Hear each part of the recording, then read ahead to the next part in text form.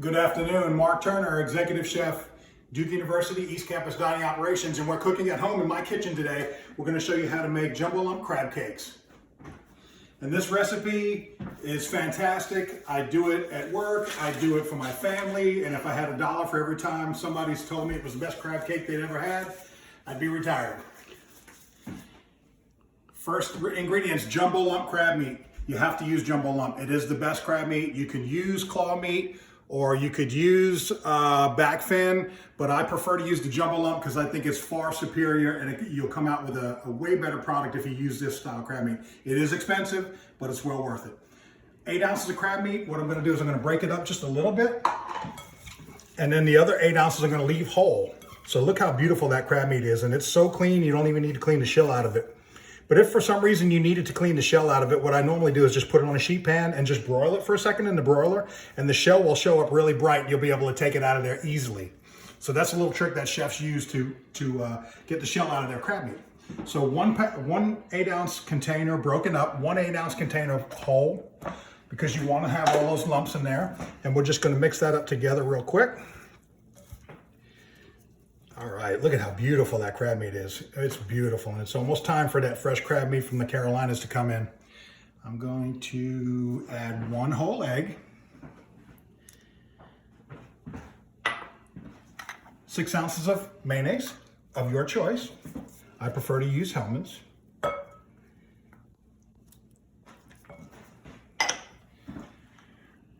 3 tablespoons of sliced green onion. Or you can use chives if you have chives. 3 tablespoons of minced bell pepper. 2 tablespoons of chopped flat leaf parsley is what I prefer. I think that's far superior. Okay, and then we're gonna put our seasoning blend in there. Again, I just put to taste, but we're gonna put some salt, black pepper. I like a lot of black pepper. Old Bay seasoning, and this is a little salty too, so you don't want to put too much, but it does give it a nice little hint of seasonings. A little bit of cayenne pepper, a little dash of that, fresh lemon. You can use a trick like this and put that in the knife and squeeze it. It'll drip right down the knife and you won't get seeds in your mix.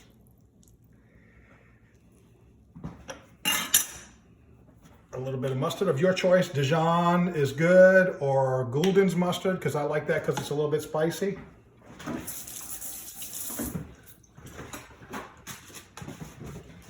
Okay, and we're going to mix now. So we'll slowly mix this up and get it incorporated.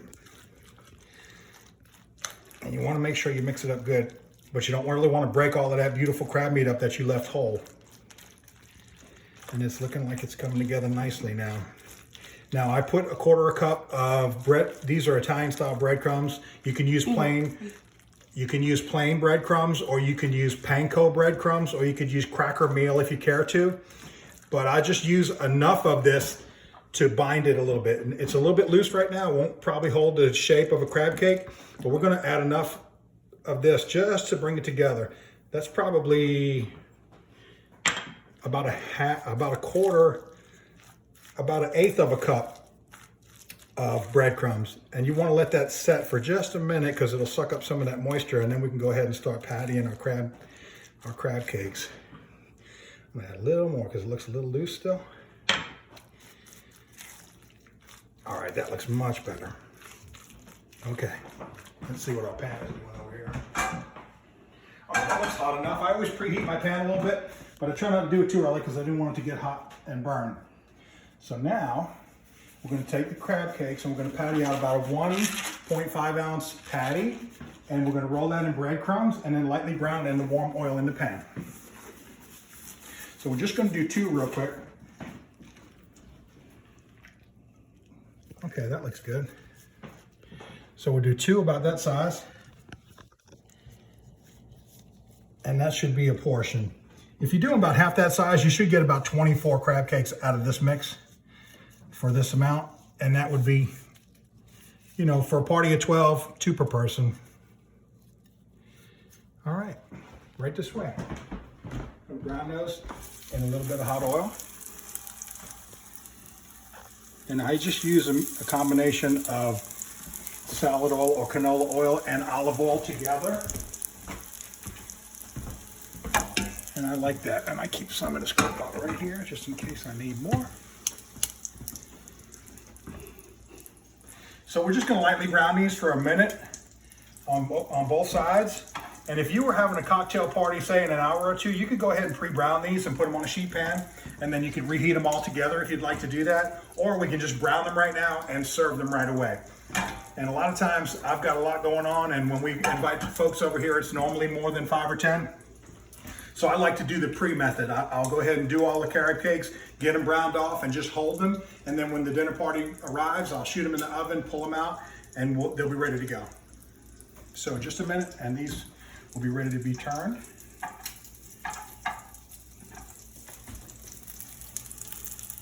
We'll turn it just a little bit.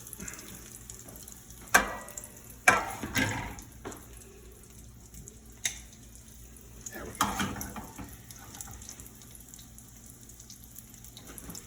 What I like to do also too is when you get them done and browned up, you can just pat them off a little bit, get some of that oil off them.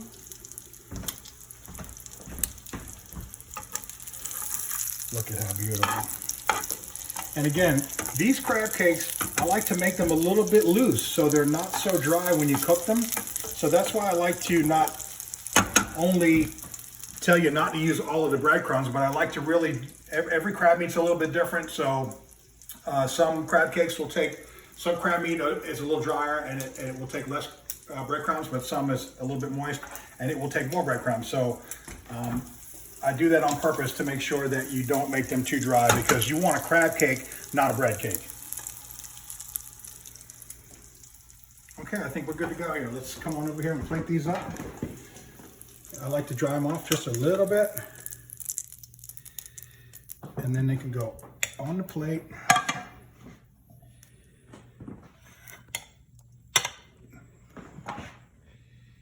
With a little garnish.